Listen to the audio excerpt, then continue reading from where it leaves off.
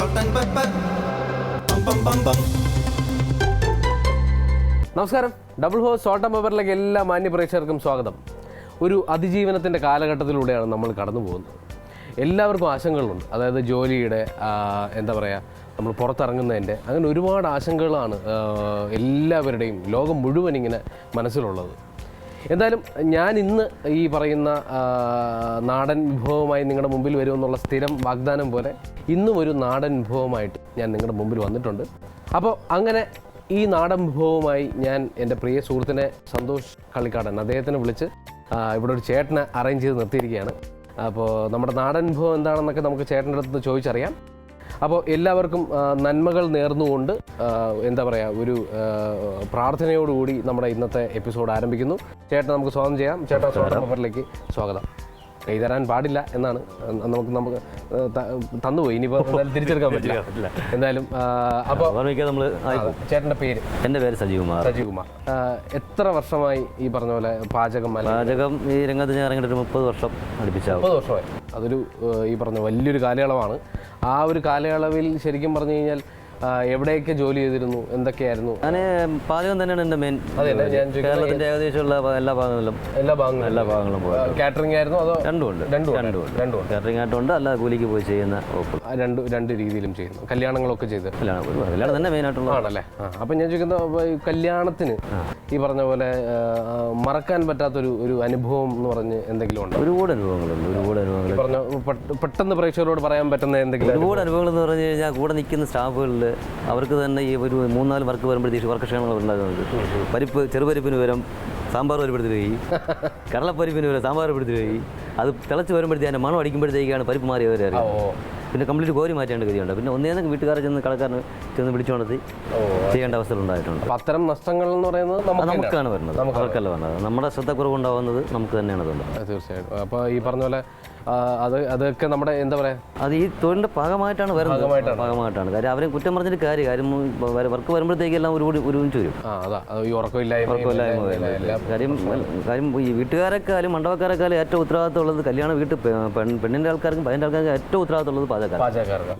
അതെ, ഈ പറഞ്ഞ പോലെ കല്യാണത്തിന് വന്നു കഴിഞ്ഞാൽ ഒരു 11 മണിക്ക് താലി കെട്ട് കഴിഞ്ഞ ഉടനെ ഇടിച്ച് നേരെ നമ്മൾ ഈ പറഞ്ഞ പോലെ എന്ത് കഴിക്കാനാണ് കയറുന്നത് അല്ലേ? എന്ത് വന്നാലും പാചകക്കാർക്കാണ് എൻ്റെ മെയിൻ ഉത്തരവാദിത്തം ഉള്ളത്. അതെ, നമ്മൾ എനിക്ക് തോന്നുന്നു എല്ലാ കല്യാണത്തിനും പോയിട്ട് സ്ഥിരം പറയുന്ന ഒരു വാചകമാണ്, ഇതൊന്നും സദ്യ മോശമായിരുന്നു അങ്ങനെയൊക്കെ പറയുന്നത്. അപ്പോൾ അതുകൊണ്ട് തന്നെ എന്താ പറയുക, അതിനൊരു പ്രധാന സ്ഥാനം തന്നെ ഉണ്ടാവും.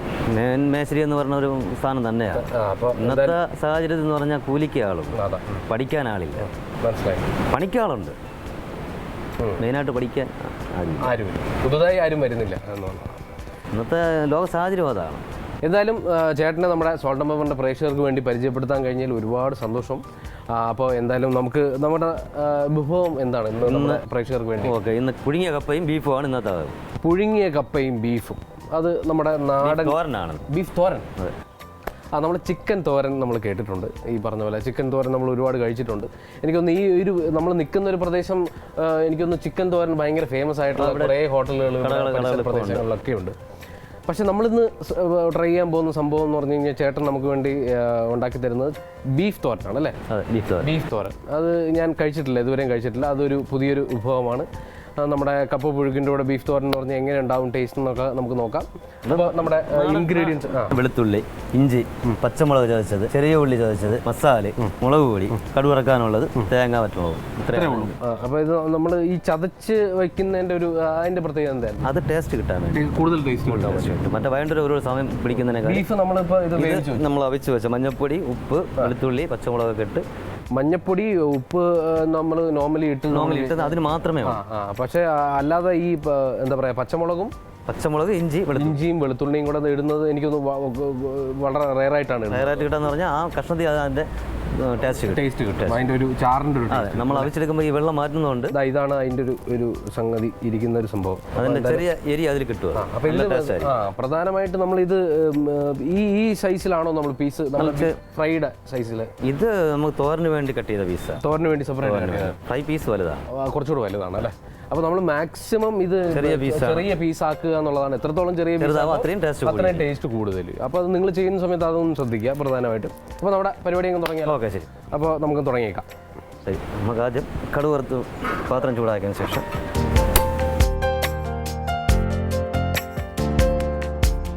നമ്മുടെ പാത്രം വെച്ച് കഴിഞ്ഞു. നമുക്ക് പാത്രം ചൂടായി കുറച്ച് വെളിച്ചെണ്ണ അല്ലേ ഒഴിക്കട്ടെ? മതി അല്ലേ? ലേശം കടുക് നമ്മൾ കടുക് ഇട്ടു. ഇത് ഈ നമ്മുടെ ചിക്കൻ തോരൻ ചിക്കൻ തോരൻ കഴിച്ച് ചിക്കൻ തോരൻ എന്ന് മാത്രമേ നാവിൽ വരുന്നുള്ളൂ. കാരണം ബീഫ് തോരൻ ചേട്ടൻ്റെ സ്പെഷ്യൽ ഐറ്റം ആണോ? സ്പെഷ്യലാണ്. എല്ലാ തോരങ്ങളും ഞാൻ ഈ കല്യാണത്തിനൊക്കെ കല്യാണത്തിന് വരുന്നതെന്ന് പറഞ്ഞാൽ 100 പേർക്കകത്തുള്ളത് മാത്രമേ ഇത് വരുന്നുള്ളൂ. മറ്റേ 1000 പേർക്കൊക്കെ വയ്ക്കുന്നതാണല്ലോ, അതിൽ നിന്ന് കൊടുക്കാൻ പറ്റത്തില്ല. ചേട്ടൻ്റെ സ്പെഷ്യൽ ഐറ്റം എന്താണ് ശരിക്കും? അപ്പവും ചിക്കൻ കറി, ഇടിയപ്പവും ചിക്കൻ കറി, ബീഫ് ചിക്കൻ കറി, അങ്ങനെയുള്ള എല്ലാ കറികളെല്ലാ ഐറ്റങ്ങളിലും, മട്ടൻ കറി എല്ലാ ഐറ്റങ്ങളും പാചകമാകുമ്പോൾ എല്ലാം പഠിച്ചിരിക്കും. മനസ്സിലായി. അപ്പോൾ നമ്മുടെ ആയുധം അല്ലേ? ഓക്കെ. അടുത്ത് വറ്റൽമുളക്, 4 വറ്റൽമുളക് നമ്മൾ കീറാതെ അതിൻ്റെ അകത്ത് ഇട്ട്. കറിവേപ്പില, വെളുത്തുള്ളി അല്ലേ? ഇനി വെളുത്തുള്ളി എത്ര വേണം? മൊത്തം കിട്ടേക്ക്. 25 ഗ്രാം കണക്കാക്കാം. അത് കഴിഞ്ഞിട്ട് 25 ഗ്രാം വെളുത്തുള്ളി ഇട്ടു. ഇത് ചെറിയ ഉള്ളി ചതച്ചത്. അത് എത്ര ഉണ്ടാവും? ഇത് 1/2 കിലോയാണ്. 1/2 കിലോ മൊത്തത്തിൽ 1/2 കിലോയാണ്. ഇതെല്ലാം ഈ ഇലയിലും ഒക്കെ ആയിട്ടുള്ള ഒരു വല്ലാത്തൊരു കണക്കിലൊക്കെയാണ് ഇരിക്കുന്നത്. അപ്പോൾ അതുകൊണ്ട് കണക്ക് വളരെയധികം ശ്രദ്ധിച്ച് ചേട്ടൻ പറയുന്നത് നിങ്ങൾ കേട്ടോളാം. അതായത് ഇപ്പോൾ 1/2 കിലോ നമ്മൾ ചെറിയ ഉള്ളിയാണ് നമ്മൾ എടുത്തിരിക്കുന്നത് അല്ലേ? അതെ. അപ്പോൾ അത് അതിൻ്റെ കൂട്ടത്തിൽ നമ്മൾ വെളുത്തുള്ളി മൂപ്പിച്ചിട്ടുണ്ട്. അത് 25 ഗ്രാം. 25 ഗ്രാം. പിന്നെ നമ്മൾ പ്രധാനമായിട്ട് നമ്മൾ ഒരു ഇതിൻ്റെ കൂട്ടത്തിലൊരു ഇൻഗ്രീഡിയൻറ്റ് പറയാൻ മറന്നുപോയതൊരു കാര്യം മഞ്ഞപ്പൊടിയാണ്. മഞ്ഞപ്പൊടി ഇപ്പോൾ നമ്മളിപ്പോൾ അതിൻ്റെ അകത്ത് വളരെ കുറച്ച് അല്ലേ? അതൊരു മഞ്ഞപ്പൊടി നമ്മൾ അതിൻ്റെ അകത്ത് ഇട്ടു.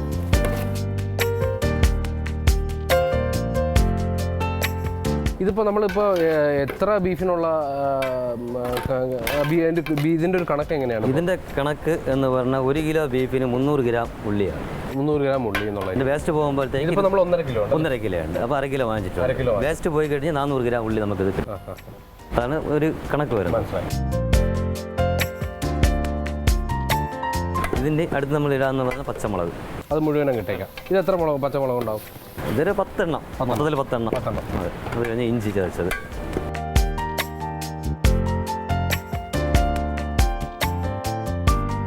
ലേശം നമുക്ക് ഉപ്പിടാം അല്ലേ?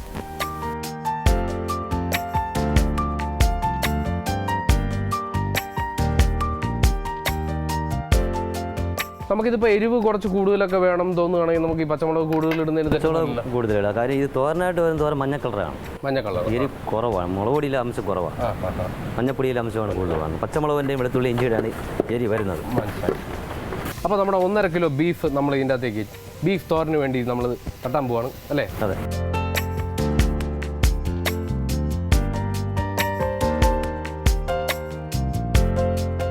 അപ്പോൾ നമുക്ക് ഒന്നുകൂടെ പ്രേക്ഷകർക്ക് അറിയാൻ വേണ്ടി ഒന്നുകൂടെ പറഞ്ഞേക്കാം ചേട്ടാ. നമ്മൾ മുളക് അല്ലേ, വേറെ എന്തൊക്കെ വെച്ചിട്ടാണ് നമ്മൾ വേവിച്ചത്? മഞ്ഞപ്പൊടി, ഉപ്പ്, ഇഞ്ചി, പച്ചമുളക്, വെളുത്തുള്ളി, ഇത് 3ഉം കൂടി ആ ബീഫിന് കണക്കാക്കിയുള്ള ഇട്ടിട്ടാണ് നമ്മൾ ചവച്ചെടുത്ത്. അപ്പോൾ അതെന്ന് പറഞ്ഞാൽ ആ കഷ്ണത്തിന് അതിൻ്റെ എരിയും പുളിയും ഉപ്പും എല്ലാം കറക്റ്റായിട്ട്.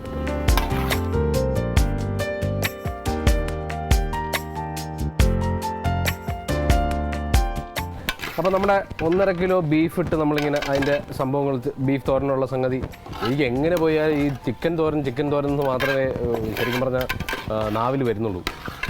കാരണം ഒന്നാമത് ഇത് കാണുമ്പോൾ ഉണ്ടാകുന്ന ഒരു നാവിൽ കപ്പലോടുന്നതിൻ്റെ പ്രശ്നം, പിന്നെ അല്ലാതെ ഈ മനസ്സിൽ കയറി കൂടിയ ഒരു സംഗതിയാണ്. അപ്പോൾ ചേട്ടാ നമുക്കിതിന് എത്ര സമയം? നമുക്കൊരു 5 മിനിറ്റ്.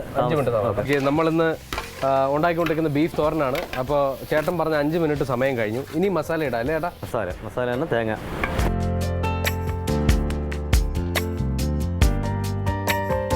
മതിയല്ലേ? 2 സ്പൂൺ മസാല. 2 സ്പൂൺ മസാല ഇട്ടു. 2 സ്പൂൺ മുളക് പൊടി. 2 സ്പൂണായിട്ട് ഇട്ടാൽ മതിയോ?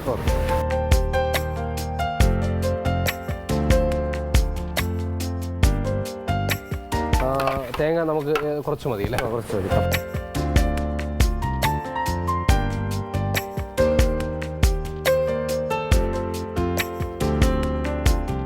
അപ്പോൾ നമ്മുടെ മസാലക്കൂട്ടും നമ്മുടെ ഈ മസാലക്കൂട്ട് നമ്മൾ എന്തൊക്കെയാണ് ഇതിൻ്റെ അകത്ത്? അത് 6 ഐറ്റമാണ് ആ മസാലക്കൂട്ടിൽ വരുന്നത്. എന്തൊക്കെയാണ് അതിനെക്കുറിച്ച് നമ്മൾ വിശദമായി സംസാരിച്ചില്ല. മസാലക്കൂട്ട് വരുന്നത് പറഞ്ഞാൽ പെരിഞ്ചീരകം, തക്കോലം, പട്ട, ഗ്രാമ്പ്, ഏലം, കശകശ. 6 ഐറ്റമാണ് മസാലക്കൂട്ട് എന്ന് പറയുന്നത്. 6 ഐറ്റമാണ് നമ്മൾ മസാലക്കൂട്ട്. അതാണ് ഈ മസാലക്കൂട്ട്. അത് ഞാൻ ആദ്യമേ ചോദിച്ച് മനസ്സിലാക്കേണ്ടിയിരുന്നതായിരുന്നു. ഞാൻ അത്രയ്ക്ക് ഇതിൻ്റെ പിന്നിൽ ഇങ്ങനെ ഗൂഢമായ ഒരു സംഗതി ഒളിഞ്ഞു കിടപ്പുണ്ടെന്ന് സാധാരണ മസാലക്കൂട്ട് വരുമ്പോൾ കശകശ കയറുന്നതല്ല. നമ്മൾ കവറിൽ വാങ്ങിക്കുമ്പോഴത്തേക്ക് അത് കൂടി ഉണ്ട്. ഈ കസ്കസ് എന്ന് പറയുന്ന സാധനം നിങ്ങൾക്ക് മനസ്സിലായിട്ടുണ്ടാവും. കാരണം നമ്മുടെ എന്താ പറയുക, സർബത്തിലൊക്കെ നമ്മൾ ഇടുന്ന ഭയങ്കര രുചികരമായിട്ടുള്ളൊരു സംഗതിയാണ് ആ സാധനം. അതെങ്ങനെയാണ് അത് പൊടിച്ച് ചേർക്കും അല്ലേ? പൊടിച്ച് ചേർക്കും. അതല്ലാതെ നമ്മൾ നേരിട്ട് അങ്ങനെ ഇടില്ല. അത് കോത്തരച്ച് ചേർക്കുന്ന മട്ടൻ കറിയാണ്. ഇതിന് പൊടിച്ചാണ്. കുറച്ച് കരിവേപ്പില. നമ്മൾ തേങ്ങയൊക്കെ ഇട്ട് ചേട്ടൻ്റെ സ്പെഷ്യൽ മസാല കൂട്ടുമൊക്കെ ഇട്ട് നമ്മളിതാ ബീഫ് തോരൻ ഇങ്ങനെ റെഡിയാക്കിക്കൊണ്ടിരിക്കുന്നു. ലാസ്റ്റ് കുറച്ച് നമ്മൾ കറിവേപ്പില അതിൻ്റെ കൂട്ടത്തിലിട്ടു. അതാകുമ്പോൾ എണ്ണമയമില്ല. അപ്പോൾ ഇത് അതാണ് എണ്ണ കുറയ്ക്കാൻ പറഞ്ഞത് മാക്സിമം. അതായത് ചേട്ടൻ പറഞ്ഞതെന്ന് പറഞ്ഞു കഴിഞ്ഞാൽ എണ്ണ കുറയ്ക്കണം. കാരണം ഇതിനൊക്കെ ഇങ്ങനെയുള്ള ബീഫ് അങ്ങനെയുള്ള സംഭവമൊക്കെ ആവശ്യത്തിന് അധികം കൊഴുപ്പുണ്ട്. അപ്പോൾ അതുകൊണ്ട് തന്നെ എണ്ണ മാക്സിമം നമ്മൾ കുറച്ച് ചെയ്യുന്നതാണ് നല്ലത്. എണ്ണ കുറയ്ക്കുന്നതുകൊണ്ട് ഈ ഞാൻ ചോദിക്കുന്ന രുചിക്ക്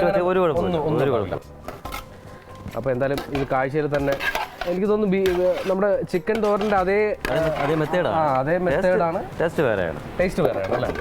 ഒരു മണം നമുക്ക് അടിച്ചു തുടങ്ങിയിട്ടുണ്ട്. ഇപ്പോൾ തൽക്കാലം എന്തായാലും ഇപ്പോൾ ഉടനെ ഇത് എനിക്ക് കഴിക്കാനുള്ള ഒരു ഭാഗ്യമില്ല. കാരണം ഇത് കുറച്ച് നേരം അടച്ചു വെച്ചേക്കണം. കാരണം നമ്മുടെ കപ്പയും കൂടെ റെഡി ആയതിനു ശേഷമേ കഴിക്കാനുള്ള ഒരു സെറ്റപ്പ് ഉള്ളൂ. ഒരു കാര്യം ചെയ്യാം, നമുക്കിനി അടുത്ത കപ്പേരെ കഴിഞ്ഞല്ലോ പരിപാടി. അപ്പോൾ നമ്മുടെ ബീഫ് തോരനുള്ള സെറ്റപ്പ് എല്ലാം കഴിഞ്ഞു. നമ്മളിത് അടച്ചു വയ്ക്കുന്നു.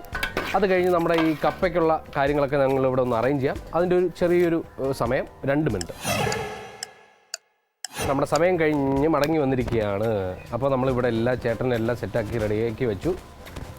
അപ്പോൾ ഇനി നമ്മുടെ കപ്പ പുഴുങ്ങുക എന്ന് പറയുന്ന സംഗതി മാത്രമാണ്. എത്ര കിലോ ഉണ്ട്? ഇത് 6 കിലോ കപ്പയാണ്. 6 കിലോ കപ്പയുണ്ട്. അതിപ്പോൾ നമുക്ക് നമ്മുടെ സൗകര്യം പോലെ അല്ലേ, എങ്ങനെ വേണമെങ്കിലും. ഇത് എങ്ങനെ നമ്മൾ അത്യാവശ്യം നല്ലപോലെ വേവുന്ന കപ്പയാണ്? നല്ല വേവുന്ന കപ്പയാണ്, നാടൻ കപ്പ അല്ലേ?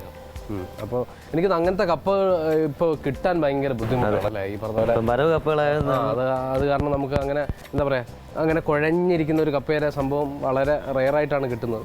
പുഴുങ്ങുന്ന സമയത്തായാലും നമ്മൾ ഈ പറഞ്ഞ പോലെ കടിക്കുന്ന സമയത്ത് അങ്ങനെ വളരെ സോഫ്റ്റായിട്ട് അങ്ങ് ഇതായി പോകുന്ന കപ്പ ശരിക്കും പറഞ്ഞപ്പോൾ വെള്ളം ഒഴിക്കുക അല്ലേ? ഓക്കെ.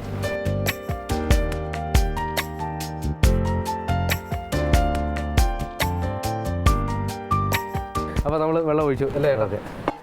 കപ്പ പുഴുങ്ങി റെഡിയായിട്ടുണ്ട്. നമുക്ക് ഇതിനെ കടുവറപ്പാണ് ഇതിൻ്റെ അടുത്ത ജോലി. നമ്മൾ കടുക് വറുക്കണം. കടുക് വറുത്ത് നമ്മൾ മിക്സ് ചെയ്യുക. അതെങ്ങനെയാണ് ചേട്ടാ? അപ്പോൾ ആ പരിപാടിയിലേക്ക് തുടങ്ങിയാൽ അടുത്ത പരിപാടി അതിലേക്ക് നമുക്ക് കത്തിക്കട്ടെ. ഓക്കെ. നമുക്ക് ഇതിലേക്ക് വെളിച്ചെണ്ണ ഒഴിക്കാം. വെളിച്ചെണ്ണ ഒഴിക്കാം. കടുക് വറക്കാൻ വേണ്ടി വെളിച്ചെണ്ണ ഒഴിക്കാം.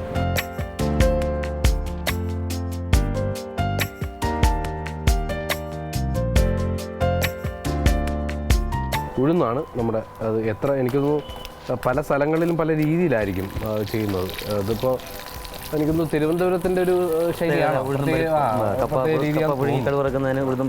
എനിക്കതിൽ പരിപൂർണമായിട്ടുള്ളൊരു അറിവില്ല. ഞാൻ ഉള്ള അറിവ് വെച്ചിട്ട് ഞാൻ അങ്ങനെയാണ് പറഞ്ഞത്. ഇത് അങ്ങനെയല്ല എന്ന് നിങ്ങൾക്ക് തോന്നുകയാണെങ്കിൽ അതാണ് ശരി. അപ്പോൾ ഇടട്ടെ.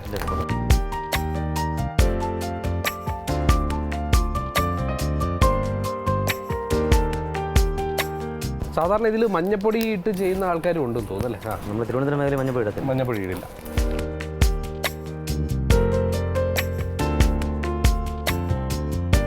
തേങ്ങ പോരി ഇതിന് മിക്സ് ചെയ്യാം. നമ്മൾ തേങ്ങ അതിൻ്റെ അകത്തോട്ട് മിക്സ് ചെയ്തിട്ട് നമുക്കൊരു കാര്യം ചെയ്യാം. നമുക്ക് ഇതിനെ മാറ്റിയിട്ട് നമുക്ക് അതിനെ ഇങ്ങോട്ട് വയ്ക്കാം.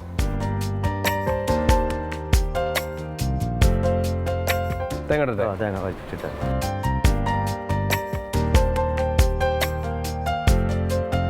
അതിൻ്റെ കൂടെ നമുക്ക് കടുവറുത്ത് അത് അതിൻ്റെ മുകളിലേക്ക് കടുവറുപ്പ്.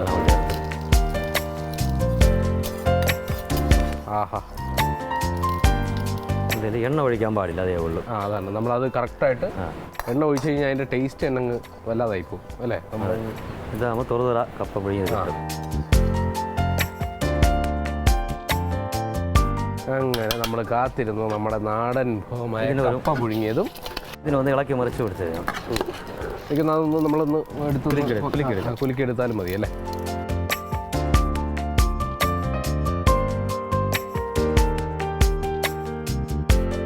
എനിക്കൊന്ന് കുറച്ച് ഈ പറഞ്ഞ ഇതിപ്പോൾ 6 കിലോ കപ്പയ്ക്കുള്ള രീതിയിലാണ് നമ്മൾ എടുത്തിരിക്കുന്നത്. അപ്പോൾ എത്ര നിങ്ങൾക്ക് എടുക്കുന്നോ കൂടുതൽ നമുക്ക് വേണമെങ്കിലും തേങ്ങ ഇടാം. അതെ, കുറച്ച് കടുക് നിങ്ങൾക്ക് കൂടുതൽ ഇടണമെന്ന് തോന്നുകയാണെങ്കിൽ എങ്ങനെ ഇടാം. അത് നിങ്ങളുടെ ഇഷ്ടം പോലെ, നിങ്ങളുടെ രീതി പോലെ.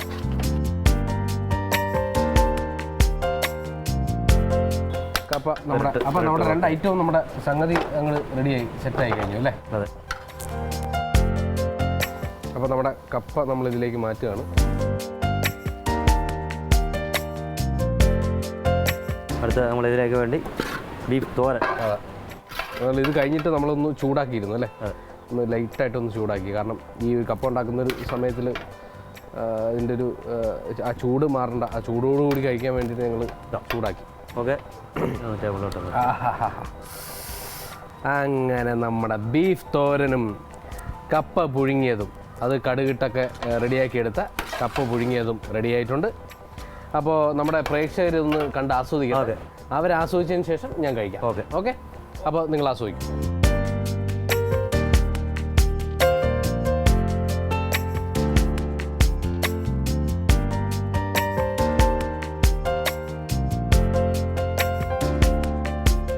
അപ്പോൾ എങ്ങനെ കണ്ടിട്ട് നാവിൽ കപ്പലോടിക്കാനുള്ള വെള്ളം ഉണ്ടായല്ലോ അല്ലേ? ഞാൻ കുറേ നേരമായിട്ട് ഞാനിങ്ങനെ കഷ്ടപ്പെട്ട് കാത്തിരിക്കുകയാണ് ഈ സാധനം. അപ്പോൾ ചോദിച്ചേക്കട്ടെ? ഓക്കെ.